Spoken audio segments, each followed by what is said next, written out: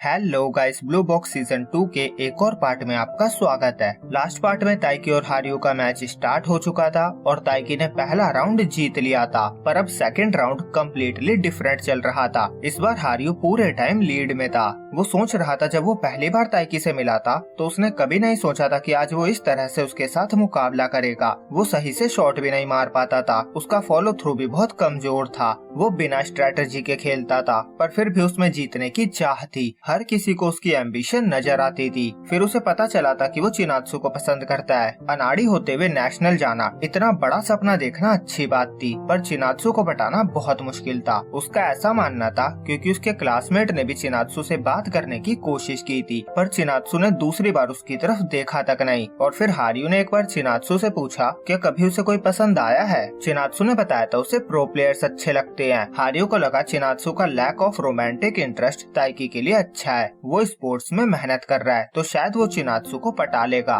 पर अब प्रॉब्लम यह है कि वो एक साल छोटा है और उसकी गेम भी अच्छी नहीं है। चिनात्सु को पटाना बहुत मुश्किल होगा। फिर ताइकी गेम के बारे में हारियो से एडवाइस मांगने आ जाता था, उसके साथ प्रैक्टिस करने को कहता था। उसने कभी अपने जीत के चांसेस पे ध्यान नहीं दिया, वो बस आगे बढ़ने पे ही फोकस करता रहा और ये उसकी अच्छी बात थी। फिर ताइकी और वो डबल्स खेलने लगे और एक मैच में हारियो स्पीड के साथ और लोअर एंगल में खेलना चाहता था, पर ताइकी की वजह से वो नहीं खेल पा रहा था। ताइकी भी ये समझ गया था और उसने हारियो को स्पीड में खेलने को कहा था। वो उस पर बर्डन नहीं बनना चाहता था। उसने कहा था मेरी वजह से मैच के पेस को धीमा रखना टैलेंट की बर्बादी होगी। मैं तुम्हारी स्पीड को मैच करने की पूरी कोशिश करूंगा। एज अ सीनियर उसे ग्रो करता देखकर हारियो को खुशी होती थी, क्योंकि कभी वो भी वैसा ही था। वो चाहता था वो उन सभी मुसीबतों का सामना करके स्ट्रॉन्ग बने। ये एज अ सीनियर उसका प्यार था। फिर वो दिन आया जब ताइकी ने प्रैक्टिस मैच में यूशा को हरा दिया। वो मैच इतना इंटेंस था कि किसी भी एंगल से वो प्रैक्टिस मैच नहीं लग रहा था। उस दिन उसे रियलाइज हुआ था कि वो कितना नैरो माइंडेड था।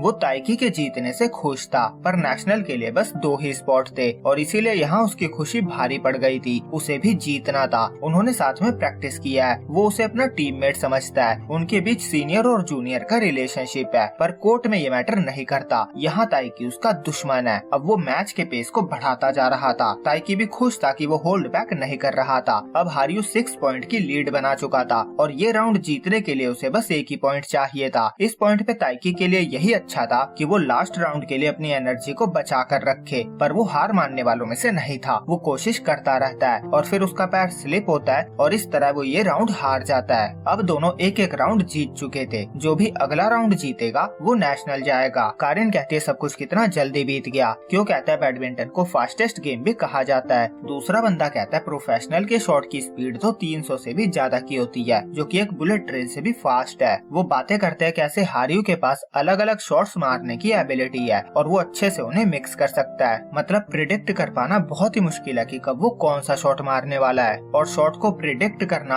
कि अगला शॉट कैसा आएगा और तुम उसे कैसे रिटर्न करोगे, यही तो बैडमिंटन को मजेदार बनाता है। ये सब सुनकर चिनात्सु को ताइकी की बात याद आती है कि मुझे बैडमिंटन बहुत पसंद है क्योंकि इसमें मैं अकेला होता हूँ। चाहे मैं हारू या जीतू, सब कुछ मुझ पे ही डिपेंड करता है। अब तीसरा राउंड चालू हो चुका था। चिनात्सु मन में कहती है मैं इमेजिन भी नहीं कर सकती कोर्ट में अकेले खड़े होकर तुम्हें कितना प्रेशर फील होता होगा। जब भी मैं डाउन फील करती थी वो हमेशा मुझे अच्छा फील कराता था। यहाँ तक कि उसने टिकट भी यूमेका को दे दी थी। काश मैं उसके साथ फाइट कर पाती। और फिर वो उसके लिए चीयर करने लगती है। अब हारियो लीड में आ चुका था और ताइकी अपने लेसेस बांधने लगता है, पर लोगों को लगता है शायद उसके पैर में कुछ हुआ है क्योंकि इससे पहले वो स्लिप भी हुआ था। इससे चिनात्सु को अपनी इंजरी याद आ जाती है। फिर जब ताइकी खड़ा होता है तब जाकर वो चैन की सांस लेती है और वो नोटिस करती है कि ताइकी का विश रिबन टूटने लगा था। मैच बहुत ही इंटेंस चल रहा था। चिनात्सु ताइकी का नाम लेकर जोर जोर से उसके लिए चीयर करने लगी थी और कारेन और अकारी के साथ साथ बहुत लोगों ने ये नोटिस किया था। अब आधा गेम बीत चुका था। हारियो 1 पॉइंट से ही लीड में था, पर अभी भी ये गेम कोई भी जीत सकता था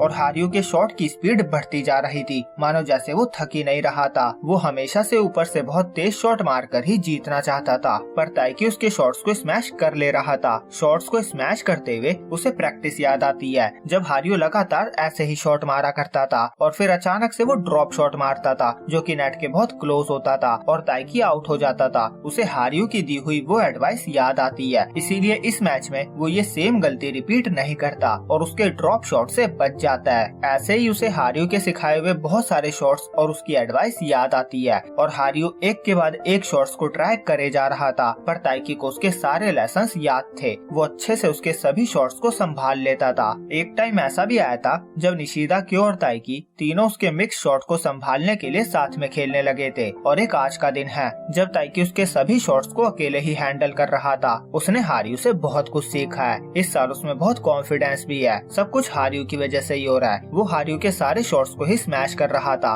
हारियो के लिए भी बहुत मुश्किल हो चुका था। फिर वो ऊपर से बहुत तेज शॉट मारता है, पर वो शॉट लाइन से बाहर चला जाता है क्योंकि हारियो ट्राई कर रहा था कि ताइकी उस तक ना पहुंच पाए और इस तरह ताइकी जीत जाता है। दूसरी तरफ यूशा ने हारुतो को मैच में हरा दिया था, जो कि बिल्कुल भी सरप्राइजिंग नहीं था। वो हारुतो से कहता है उसने इम्प्रूव किया है, पर हारुतो उसे शटअप बोलकर चला जाता है। उसने सोचा था वो यूशा को टूर्नामेंट में हराकर उसे तबाह कर देगा, पर यहाँ तो वो खुद ही हार गया था। काश वो किसी तरह से यूशा के स्टेमिना को खत्म करवा पाता। अब फाइनल मैच शुरू होता है, ताइकी वर्सेस यूशा। यूशा सारे शॉट एक एंगल से दूसरे एंगल पे खेल रहा था, जिससे ताइकी को बहुत ज्यादा ट्रैवल करना पड़ रहा था। वो हारियो के साथ इंटेंस मैच का पूरा फायदा उठा रहा था और एंड में यूशा जंप करके जोरदार शॉट लगाता है। ताइकी उसे स्मैश करने की पूरी कोशिश करता है। वो पूरा गिरकर शॉट को मारता है, पर फिर भी वो नेट को पार नहीं कर पाता और यूशा ने 21-18 और 21-16 के साथ दोनों राउंड को जीतकर ये फाइनल जीत लिया था। नो डाउट दोनों ने ही बहुत अच्छा खेला था और दोनों ही नेशनल जा रहे थे। अब दोनों हैंडशेक करते हैं और यूशा कहता है हारियो के साथ तुमने जैसा मैच खेला मुझे भी वैसा ही खेलना है। अब चिनात्सु कारेन को कहती है वो ताइकी से मिलने जा रही है, पर उसके बोलने से पहले ही कारेन समझ जाती है। वो उसे बाय कहती है और अकारी के दोस्त उससे पूछते हैं क्या चिनात्सु ताइकी का नाम ले रही थी। हारियो के अगेंस्ट मुझे लगा वो ताइकी का नाम चिल्ला रही थी, हालांकि शोर की वजह से मैं सही से सुन नहीं पाई। और अकारी झूठ बोल देती है। वो कहती है मुझे लगा वो नाइक कह रही थी। दूसरी तरफ चिनात्सु ताइकी के पास जा रही थी, पर वो हारियो से बात करने लगा था, इसीलिए वो रुक जाती है। हारियो ताइकी से पूछता है यूशा कैसा था। ताइकी कहता है वो स्ट्रॉन्ग था। हारियो ताइकी से उसके एक शॉट की तारीफ करता है और बताता है उसने यूशा को भी चौंका दिया था, पर ताइकी अपनी परफॉर्मेंस से खुश नहीं था। एक पॉइंट के बाद वो एग्रेसिव होना भूल ही गया था। वो बस डिफेंस करता रह गया था। हारियो कहता है पर तुमने इम्प्रूव किया है और अब तुम्हें पता है कि नेशनल के लिए तुम्हें किस चीज पे फोकस करना है। ताइकी को उसके साथ बिताए बहुत सारे पल याद आते हैं, जैसे प्रैक्टिस, बैठ के बातें करना। वो उससे माफी मांगता है। हारियो कहता है तुम फाइनल में हारने के लिए माफी मांग रहे हो या मुझसे जीतने के लिए। वो उसके सर पे हिट करता है और उसे फालतू बातें सोचने से मना करता है और खुद पे थोड़ा कॉन्फिडेंस रखने को कहता है, जिससे वो किसी से ना हारे। और जहाँ तक उसका सवाल है, अभी डबल्स के मैचेस होने बचे हैं और उसका पार्टनर निशिदा बहुत अच्छा प्लेयर है, तो नो डाउट वो नेशनल जाएंगे। फिर वो चिनात्सु को देख लेता है। वो कहता है तुम ऐसे छुप के क्यों देख रही थी, जैसे कि तुम चेक कर रही हो कि ताइकी चीट तो नहीं कर रहा। चिनात्सु कहती है मैं तुम्हें इंटरप्ट नहीं करना चाहती थी। वो पूछती है तुम्हारी बातें हो गई क्या। हारियो कहता है तुम लव बर्ड्स अपना टाइम लो और वो चला जाता है। फिर चिनात्सु ताइकी को लेकर बाहर जाती है। ताइकी उसे बैठने को कहता है क्योंकि उसका पैर इंजर्ड था। चिनात्सु भी उसे बैठने को कहती है। फिर वो नेशनल के लिए उसे कांग्रेट्स करती है। ताइकी तो भूल ही गया था। वो कहता है फील ही नहीं हो रहा, पर ये सच है। तभी चिनात्सु हैंडशेक करने लगती है। वो कहती है तुम खेलते हुए बहुत अच्छे लग रहे थे, मैं तुम्हें और पसंद करने लगी हूँ। मैं तुम्हें देखती आ रही हूँ। मैं तुम्हारे लिए इतनी खुश हूँ कि जैसे ये मेरी ही जीत हो। मुझे लगता है मैं इतनी खुश हूँ क्योंकि तुम मेरी दुनिया के सेंटर हो। और ताइकी के दिल पे जोर का झटका लगता है। वो बहुत खुश था कि वो जिसे लाइक करता है उसे उसकी इतनी परवाह है और वो ये सब उसे बता भी रही है।